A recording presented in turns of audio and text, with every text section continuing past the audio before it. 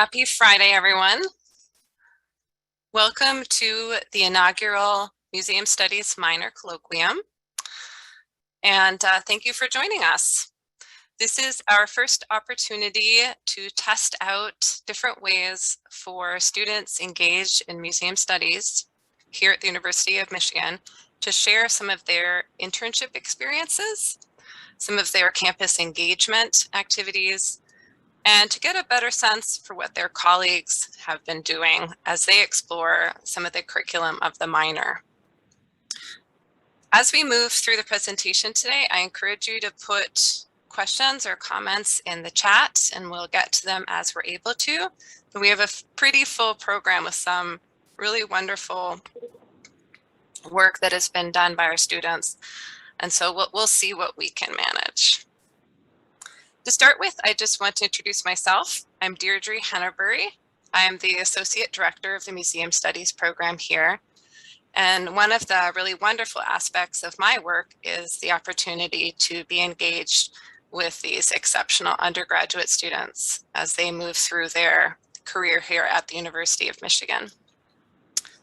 I also want to introduce Christy Elkins. She's on here as well. And she is the Student Services Assistant, and she supports our students as well through the Museum Studies minor.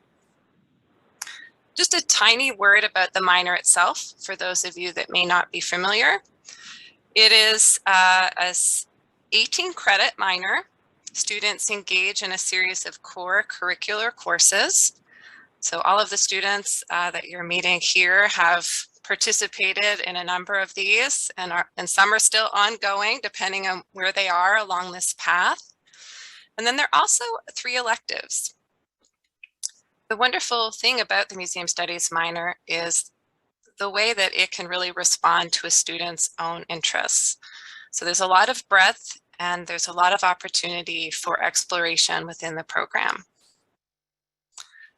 What we'll be hearing from many of the students today is the practicum or internship that they performed as a part of Museums 409. And I think just in the group that we'll hear from in this colloquium, you'll get a sense for how diverse these internship placements can be. All right, hello everybody. My name is Emily Ohl. I use she, her pronouns, and today I'm going to be giving a talk about my exhibits internship at the University of Michigan Museum of Natural History. And while we're at it, go ahead and read that every 3 weekly. It's very funny, and sometimes I write articles like this and we get to publish them. So a little bit about me and my internship. I am a senior from Ann Arbor, majoring in American culture and German, as well as museum studies. So my background is really in the humanities, but last semester I took a class called Popular Science for museum studies credit, and it changed my life and got me really reinterested in natural science. And also Melissa Westlake, the director of exhibits here, came and spoke to my Museums 401 class last semester, and I thought she rocked. And so at the end of the summer, I was looking for an internship and reached out to Melissa first and came here, talked with the exhibits team, who I will be introducing in the next slide, and it was a good fit and my background made me suited for it. So that's what I've been doing. On the bottom left, we see my little workstation. I'm very geeked about it. I love having my own chair.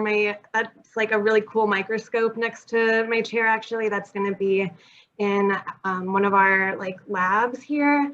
But I have my own computer, I have my own workspace, and behind where I sit is a big work table and a whiteboard with all the different projects going on and designs and mock-ups. So it's really a design studio is what it's officially called. And then in the center is where I sometimes would take my lunch breaks when it was still warm out. I would go sit out on the steps, sort of lower down by the lions. And to the left, you can maybe kind of see these paintings starting to go up on the windows. All of the windows have been painted on now with these microorganisms by an artist called Jim Cogswell. Y'all should come check it out, it's super cool. And then on the top right is me, also geeking out, taking a selfie with some skulls that I thought were cool on one of my first days in the museum, because I thought it was, every day is like a playground here. It's very cool. So in terms of my schedule, in order to fulfill the hours for the internship requirement, I work 3.5 hour shifts each week, Monday, Wednesday, Friday. I'm doing one right now. I'm in the collections storage at the museum, so it's very cold in here. So if I sound shivery, that's why. But yeah, that's just a little bit about that. And now for the biggest project I've worked on throughout the duration of my internship is called Project Morph. And this is based on a class in EEB, which is like one of the biology departments. And it was a class on herpetology, which is snakes and amphibians. So like creepy, crawly, scary dudes, or so you think. And basically this class made this whole project about the morphology of snakes, and made all these cool graphics and stuff. And so the exhibits team was tasked with designing a little area where they could display some specimens, display their project, and have museum visitors come and see what this class, along with the researchers / professors, who is Allison Davis-Roboski is the like lead on it, and then Haley Crowell was the grad student working on it. And they're awesome. So I got to kind of jump right in on this project. So on the left is what the area looked like from the previous research highlight. That was like from pre-COVID, like, so none of this had been touched in a long time. And I was tasked with figuring out where to put the specimens and how to organize things. And so thankfully I had some experience in SketchUp from Museums 301, and they already existed, these SketchUp models of the gallery. And so I just kind of got to play around, and I took pictures of all of the specimens. I uploaded them to Microsoft Paint, turned them into PNGs, and put them in here, and got to make this mock-up of the exhibit. And when I tell you the reaction of the professors, of the faculty who worked on this, and when they first saw my model, it was like they were seeing their newborn baby for the first time. I had never felt so satisfied at like a reception of my work before, and it was very, very special and exciting. And finally, the exhibit is now on display as of today.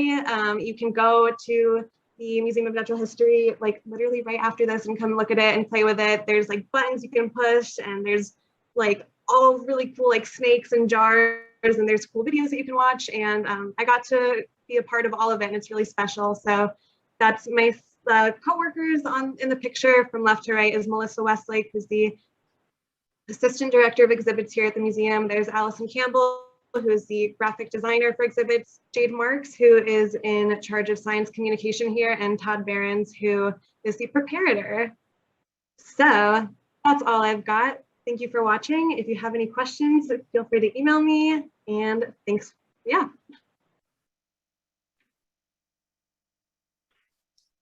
Thank you, Emily. Wonderful. I'm so happy to see SketchUp at work. How great is that? Lindsay, would you like to share your internship experiences? Sure. So everyone can see my screen, and yeah, so bonjour, Lindsay Willow-Smith, Indigenicas, Makwandora. So my name is Lindsay Willow-Smith. I am a history major with museum studies minor, and I'm also an enrolled citizen of the Sault Ste. Marie Tribe of Chippewa Indians.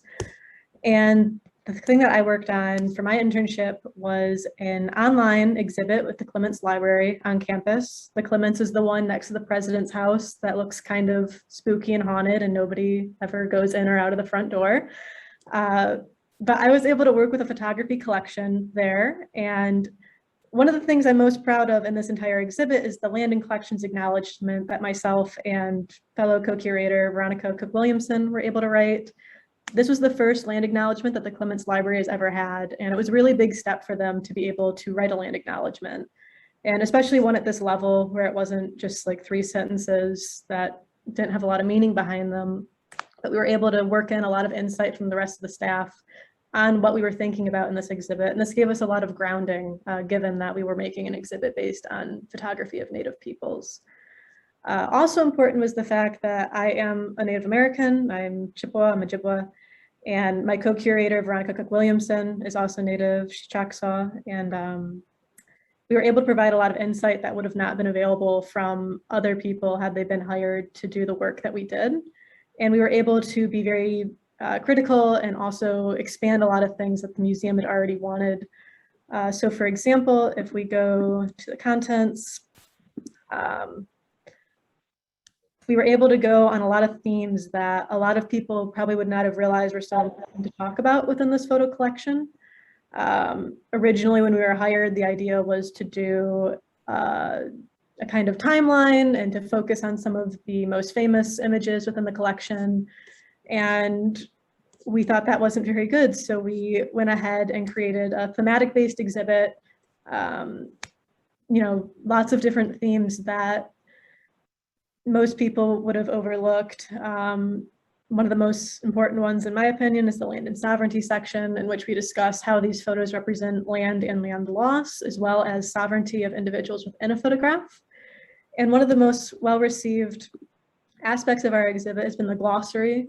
We wrote a pretty substantial glossary that is continually hyperlinked throughout the exhibit, so anybody exploring it would be able to go to the glossary and see definitions of terms that they may not be familiar with, especially in the context that we're using them. And I really enjoyed being able to do this as my internship for museum studies, especially because my relationship with museums is a bit different than a lot of other people's. As an Indigenous person, I am not studying museums because I love them or I think they're great. I'm studying them because there's a lot of contentious relationships between Indigenous peoples and museums. And so being able to be in a museum, especially one like the Clements, which is pretty old school, and they've done things with older artifacts from early America a lot more than they've done things more recently. It was really exciting for me to be able to walk in and say, I think we should do this. I think we should write a land acknowledgement, and to have that be accepted. In addition, I was able to bring in other Indigenous people in the room, people who would not have been contacted by the museum otherwise, to provide perspectives. I was able to have elders come in and state that certain images should not be included in the exhibit because they represented sacred dances and other things like that. And so being able to have that relationship within a museum was very special to me, and I have enjoyed continuing that. Since then, I've also created a photography exhibit with the Saginaw Art Museum, and that has been recently debuted in the past week. And then I've also been employed at the University of Michigan Museum of Archaeological Anthropology, working with an Indigenous basketry collection. And so all of it has built off of each other, and I've really created a niche for myself that I enjoy. So that's all that I have, and I'll put my email and the website in the chat if anybody wants to talk to me more about this. I would love to. And I really hope that you go through and explore the exhibit. I'm very proud of it. Thank you so much, Lindsay, and congratulations both on the Clements exhibition, but also the work at Saginaw. It's really wonderful to see these ideas kind of reverberating beyond our campus. James, are you ready to share? Yes, let's see.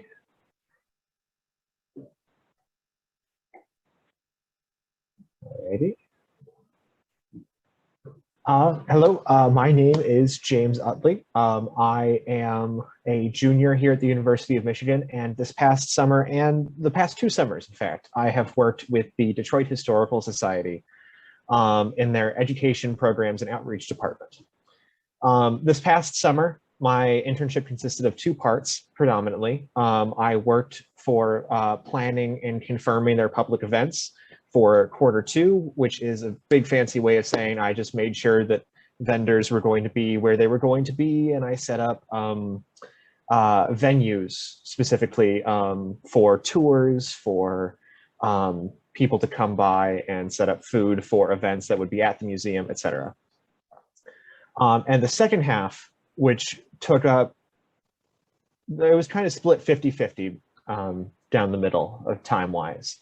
I helped research for a project called, oh, nope, sorry, called Invoking the Spirit, Detroit's Black Bottom, which it goes, I'm going to talk more about that, because while I could show you all of the spreadsheets I made for the public programs, it's way more fun to look at the cool research that I did. So the Invoking the Spirit, what is an exhibition that just debuted back in September. I went to the debut of it. It was really, really cool to see all the work that I did come together into one cohesive unit. And it tells the story of a neighborhood in Detroit, the Black Bottom neighborhood, which was named for all the way back by the French when they first settled, because of the black silt that settled at the bottom of the river nearby, where that ran nearby Black Bottom. Over the years, many different peoples lived in the neighborhood as the centuries went by. When it was raised in the 1950s, it was predominantly African American, and that is the largest portion of the story that the exhibit focuses on, is telling the story of these people that lived in the neighborhood that got obliterated.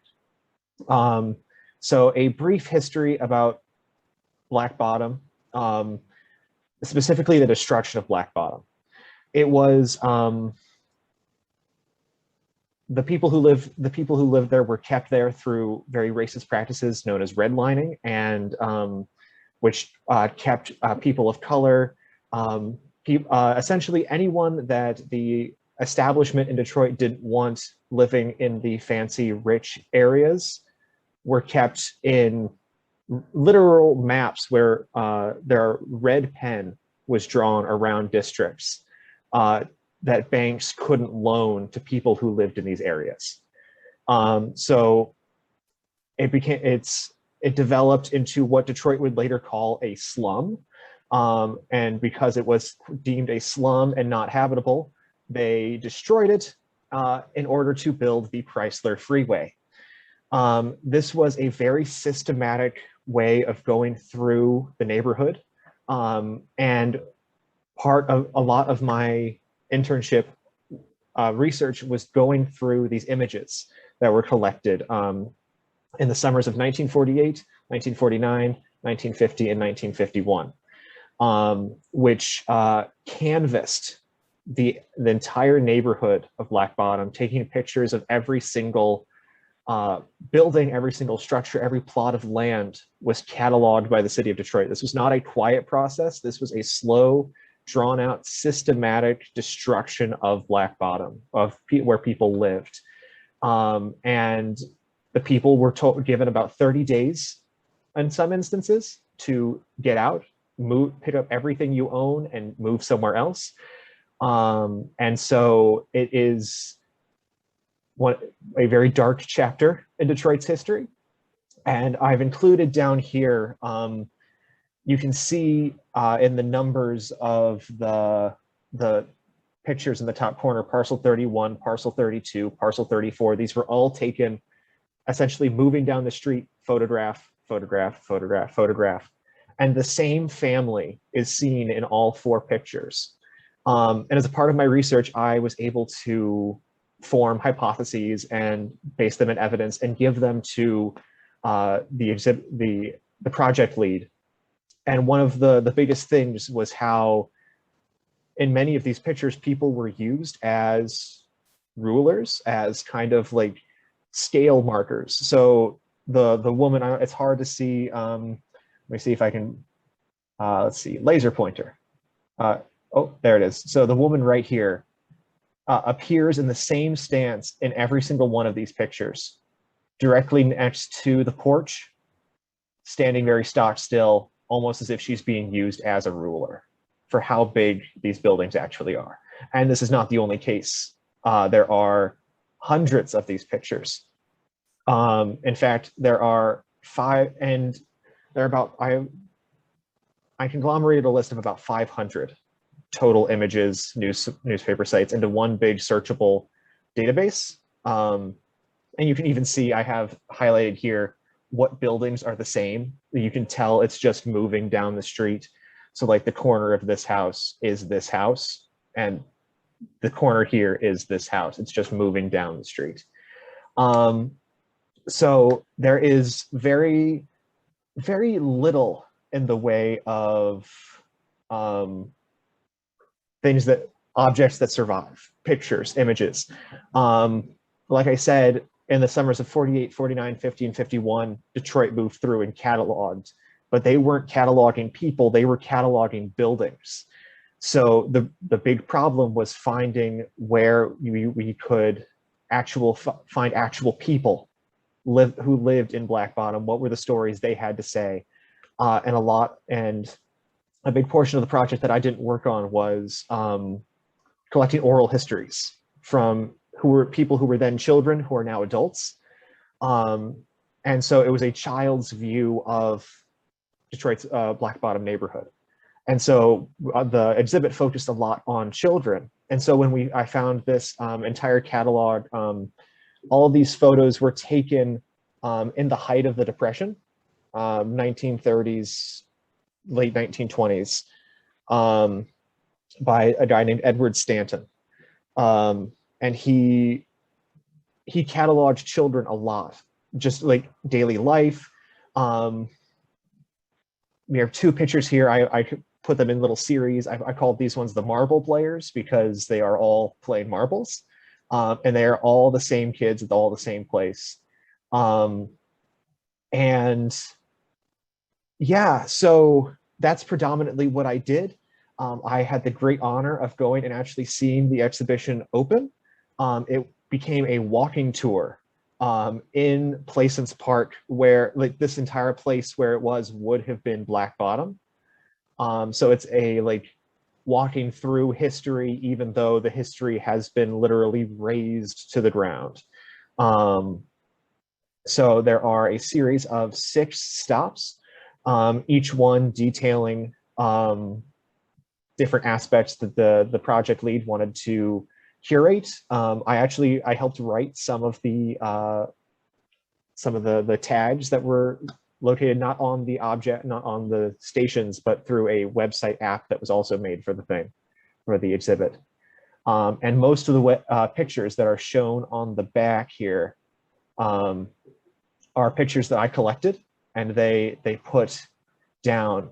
And the coolest thing was this little green part down here, which was put together at my suggestion because it's a Monroe Street in Detroit that I organized by address. And so they took each one, and it's like a Google Maps view of 1949 in each one of these, and it just moves down at the bottom of each one, and it's really cool.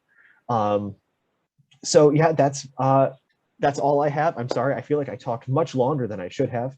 I'll put my email in the bottom here, and if you have any questions, please feel free to email me. Thank you, James.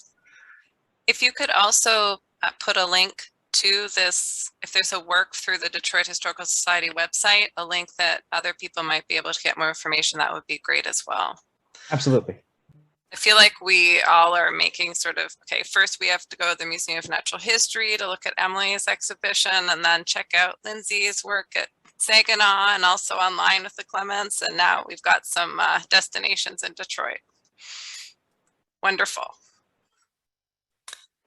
Our next presenter is Caitlin. Caitlin, are you ready?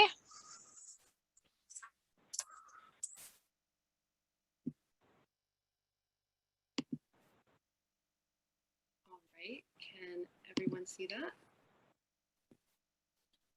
Okay, so hi everyone, my name is Caitlin Webster. I'm a senior in the Honors and Engaged Liberal Arts program. I'm focused in conflict transformation and repatriation. And as a part of my HeLa project, I am interning at the University of Michigan Museum of Art in the Wish You Were Here exhibition. To start, I want to give just a little bit of context. So repatriation is one of the most pressing issues that face museums right now. It's certainly not a new conversation, but cases like the Benin bronzes or the Parthenon marbles have been in the press quite a lot these past couple years. I have an image below here of the French president who made promises to return objects that were collected during the colonial period back to Africa.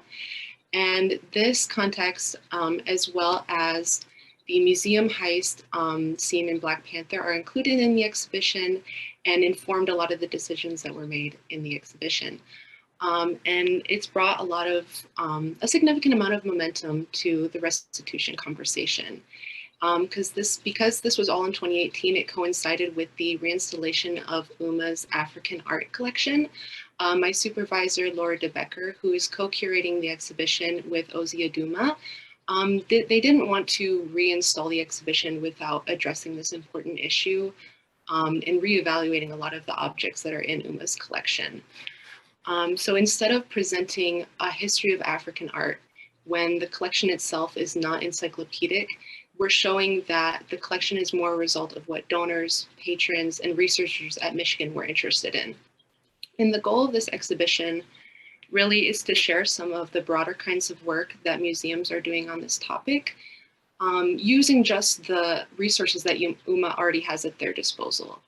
And UMA wants to be fully transparent about their efforts, so Wish You Were Here uses these resources to do provenance research on 11 objects that were sort of flagged as problematic and for review during the reinstallation of the whole collection.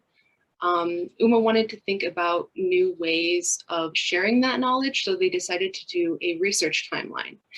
And here is a SketchUp model of the exhibition. This in the back is a broader timeline that sort of places it helps contextualize these objects by placing them within the broader history of restitution.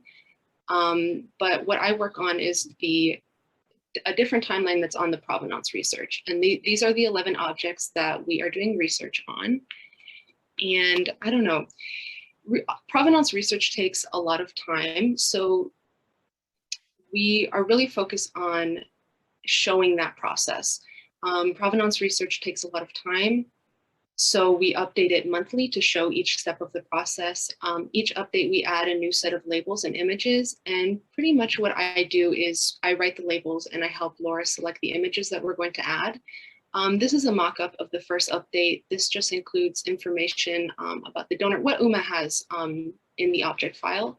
And then this right here is a mock-up of the images, because a big part of what I do is visual storytelling. So first, how do you explain a process so that it makes sense to the visitor, but also how do you present that or represent it visually?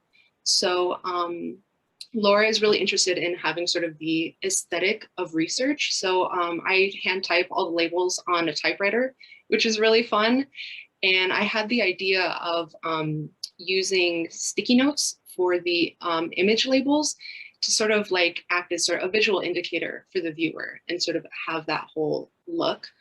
Here we go. So a lot of the content of the labels themselves is sort of two-part. So our research team, our two previous researchers are Bridget Greer and Timnit Gedar. And basically what I do is I explain the process. So they do phone interviews, the emails, certain objects are sent in for scanning. We visit museums that have objects, like similar objects. And so I have to present that process to the viewer, but also explain the content. You know, what exactly there's a lot of like student papers classes that have been done. So I'm watching documentaries, doing research on people, looking at terminology, and I have to figure out a way to show what the researchers are doing, why, and then also provide the information that they found and explain different terms that viewers might not understand. And then, oops, next. So these are some more updates. So each time we do an update, I find what is relevant information, what is important information that the viewer should know. And I sort of figure out how we might present it on the wall. And then each time we add different images and figure out different ways to sort of like configure the wall. And then I have some images of us putting the, this is sort of over here is the us putting it up, we like put tape on the wall to figure out where they're going to go. Here's up in the right hand corner one of the labels that's typed out, so you can kind of see the typewriter, the print, and then a couple images with the sticky notes. We decided on something clear, so we don't kind of cover up the image. And then below I have this Google Doc that me and Laura, we kind of go back and forth on the information that we're going to present. And we have the second update up. We're working on the third update now, so you can go see that in the gallery. But also what I'm working on right now is we are creating story maps for each of, so they're case studies. There's different like types of objects. So there's one for the bronzes, one for the Makisi, which are spiritual, like power figures. And so each one has a case study, and we're taking the research that the researchers have done, what I'm doing, and sort of how do we add that on the website with supplemental materials, videos, if visitors want more information on these. And I also have to plug, if you're interested in this, there is a public talk. It's part of the Penny Stamp series, and it's going to be on November 18th. I will be there. It's a recorded talk that's on the 18th. On the 19th, there's room for questions. If you guys have any questions about this or want to learn more, please feel free to email me. And thank you.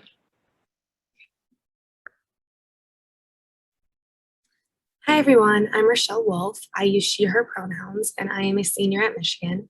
I'm majoring in history of art and minoring in museum studies and biochemistry. And today I'm going to talk about my summer remote internship at the Penn Museum of Archaeology and Anthropology, working for the Conservation Department under the supervision of Lynn Grant.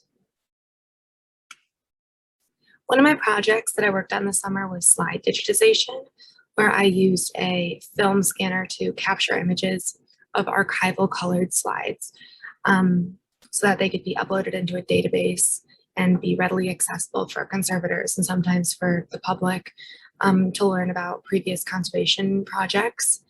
This is really important because color slides have been used since like the 1970s to document before, during, and after like shots of the treatment process. And up until now, these slides have just been in storage boxes at the museum, only able to be viewed if you have the physical slide and a slide scanner in front of you. So it's just, they haven't really been put into use or used to their full potential. So through this project, by capturing the image and documenting any information on the slide, like the date, like I said, if the slide noted if it was before, during, or after the treatment, and the title of the piece, these can be used for research in the conservation department. Say if they're revisiting an object today that previously underwent treatment, they can learn about what had already been done to that object, or maybe they want to know what it looked like before. And these colored slides are sometimes like the only like living documentation of the process. My second project that I worked on, which was my favorite, was my ceramic practice piece, where I went through the process. I kind of like played conservator and went through the real process of fixing a bowl, which was shipped to me. And this was really fun because I've never been able to like learn hands-on about conservation. It's only been through my own curiosity or in class or when we learned about conservation in the department in the field. But it was really cool to be walked through like actual techniques that I'll use in the future. So the first step of this process was to figure out where all the pieces fit together. And this was actually much harder than I thought it would be, just because like the fitting together really depends on like the shape of the bowl. So like it was hard to hold pieces together and like try to fit everything together like in your hand so that it's round, if that makes sense. It like wasn't just a matter of putting things together on a table. It like needed to be reconstructed, but I also couldn't attach anything yet, so that was difficult. And then this picture on the left and in the middle actually are examples of documentation, what like I was what I was learning was to have a neutral background. So I just pulled together some paper that I had and tried to align it so that it was mostly flat and even. And then to avoid shadows, which was difficult because in a conservation lab, they have large industrial lights and everything's lit up really bright, and they have photo editing softwares. And I just wasn't familiar with the photo editing software, nor did I have the lights in my apartment. So I did the best I could to replicate the documentation process. After I did that, it was figuring out the order to reattach the pieces, because there's a term called keying out, and that's when you attach two pieces of a object, whether it's ceramic or glass, and then you're unable to fit another piece in because you kind of like, it doesn't fit anymore. You know, like all three need to be attached at the same time. So to make this bowl, I think you can see my cursor, for example, like this large piece here and this large piece here. If those two had been attached, this third little piece wouldn't be able to fit in. So it was a matter of attaching this to this larger piece and then attaching this second larger piece, just because of the shape that the object broke. So once I determined the order, I could start actually reattaching, which requires a lot of patience, which is something I need to work on, because it's really important that you let the bonds of the adhesive harden and dry completely before you move on to another section or reattach another sherd, because this can cause shifting if it isn't completely dry, which is what happened in this third image. The goal of reattaching ceramic is that you cannot tell where breaks were. But you can see in this middle image, this piece right here, and then it's enlarged on the right. This piece right here shifted during the process of reattaching, which was my own fault because I just didn't have the patience. But it also was difficult because once you've attached enough pieces, like if you didn't do it perfectly and you try to attach another piece, it might be a little off. Anyway, at this point in a real conservation lab, they would use a heat gun to reheat up the object and like loosen the adhesive and then shift pieces back so that they're like perfectly smooth. I tried to use my hair dryer.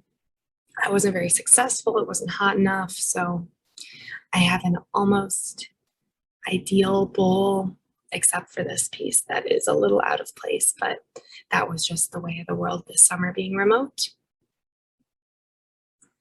Overall, this was a really fabulous experience for me because as an undergraduate student interested in conservation, it's difficult to get hands-on experience since it's such a risky job for someone who isn't trained like me. Like I understand why I'm not trusted with museum objects yet, nor do I want to be trusted with museum objects yet. So for Lynn to put together a program for me to learn conservation techniques in a safe environment where I'm able to make mistakes I'm like just so grateful, because I feel better about graduating this in the spring. I have a better understanding about graduate programs. I have amazing resources and connections, and I am just overall feeling much better about graduating, and this is just a great experience. If anyone is interested in conservation, I'd love to chat. Yeah, thank you for listening.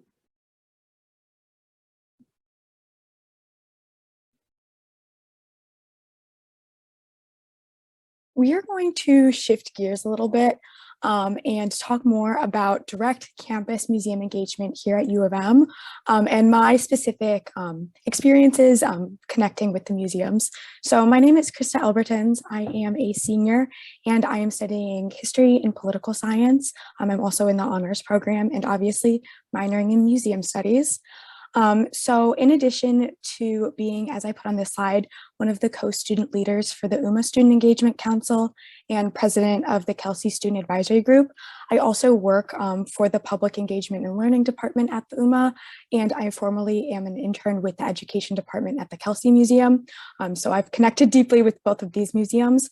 So I'm going to talk about some formal opportunities to get involved with these museums, the Kelsey and the UMA, but then also just some strategies on how to maybe make an opportunity for yourself if there isn't one that explicitly exists there, because that's how I had my internship with the Kelsey last semester. So we're going to start by talking about the UMA SEC.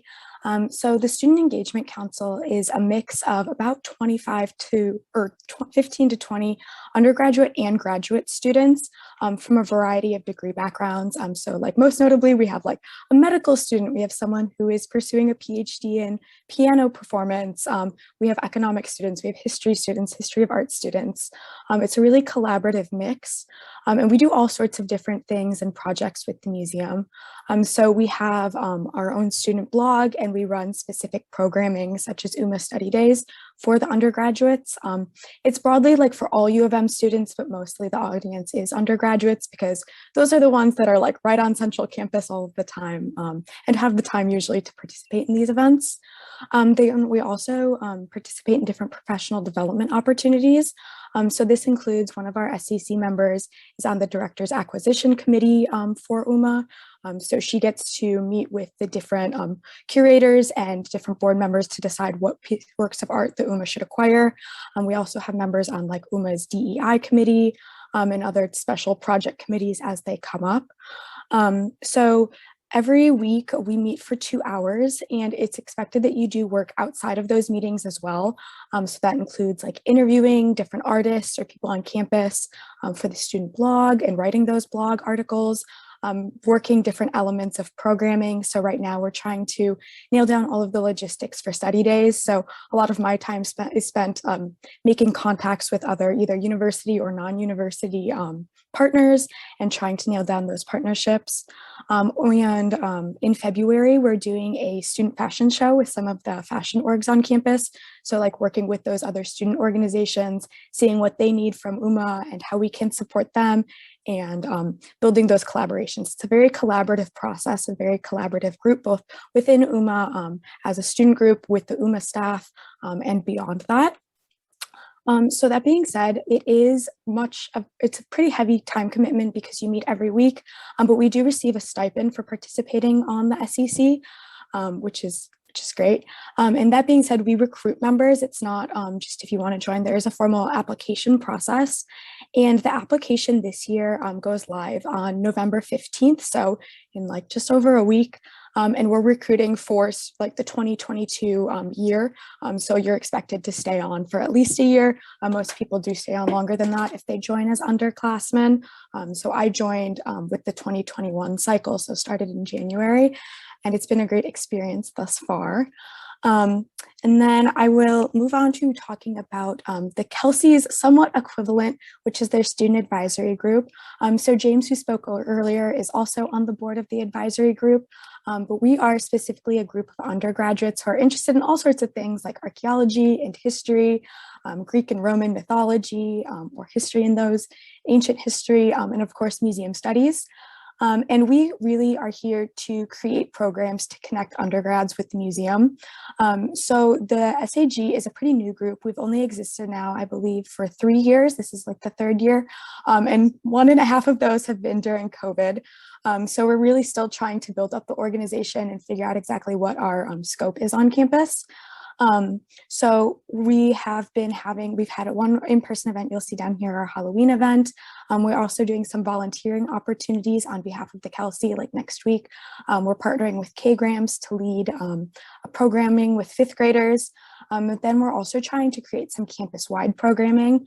So we're working on a scavenger hunt, and then also different volunteering opportunities, like short-term volunteering opportunities, not necessarily an internship. So like 1 or 2 hours at the museum for our members, which is a great way to, if you're an underclassman and thinking, do I want to study museums? This is a great way to get you in the museum, meet some of the Kelsey staff, and see if it's something you're interested in pursuing as a minor or as a future profession. Something else then that I wanted to add briefly, at 5 minutes. So some ideas that I have that you can, if you were interested in not only these groups, but like more formal internship or work opportunities at these museums are, I recommend contacting the specific departments or people at the museums that you want to work with, even if you don't see like a formal internship posting, because the institutions are working on like formalizing that for UMich students, but they're not formalized yet. Reach out to people and just ask. They're usually pretty helpful that if they don't know of anything, they'll direct you to a colleague that might. I also recommend looking just on the Student Employment Office website about different job opportunities. I know that's how some of us have gotten jobs at museums, not necessarily internships, but actually like paid positions, which is great. And then what else did I want to add? Oh, I also just wanted to add that the Kelsey also has a docent program for those of you that are specifically like freshmen. If you're interested in pursuing that docent program, you can contact the education staff, and they might be doing it this upcoming summer, but they also could be running it in 2 summers from now. So that's another opportunity to check out. Hi, everybody. I know it's quickly approaching 1, so if you have a class and have to pop off, no worries. My name is Lydia Plesher. I just graduated from U of M in May 2021, and now I'm in West Virginia. I'm working at a little museum called the Appalachian Forest Discovery Center, and I'm doing exhibit design there. So just wanted to talk a little bit about my time in college and how museum studies helped me get to where I am right now, and then a little bit about what I've been working on here in West Virginia. So I graduated with a major in environmental studies, and then I minored in museum studies and graphic design. I knew coming into college that I was really interested in sustainability and environmental issues, so was pretty sure I wanted to major in that, but wasn't really sure what I wanted to do beyond that. So I had heard of the museum studies program and always loved going to museums as a kid, so decided to check it out and take a few classes. And it ended up being a really good fit. I'm really interested in thinking about how complex topics like science and climate change can be broken down into more digestible bits and made more accessible and interesting for the general audience. And the museum studies program and classes have a huge emphasis on that. They also have a huge emphasis on social change and how museums can be involved in social change, which is something that's really important to me, especially considering how historically museums have only presented the dominant white narrative of history. And then I was also able to take an exhibit design class with Professor Henneberry while I was in college, and I really loved that. I was able to combine a lot of my interests during that class, both like thinking about education and how to lay out information and also do design work and pick a topic that was related to the environment and things that I was interested in. And then for my internship during college, I worked at the University of Michigan Museum of Natural History, which is one of my favorite jobs that I've ever done. It was so much fun working there. Every shift is different. So some days you're working at the front desk, some days you're leading tours or doing programming for schools.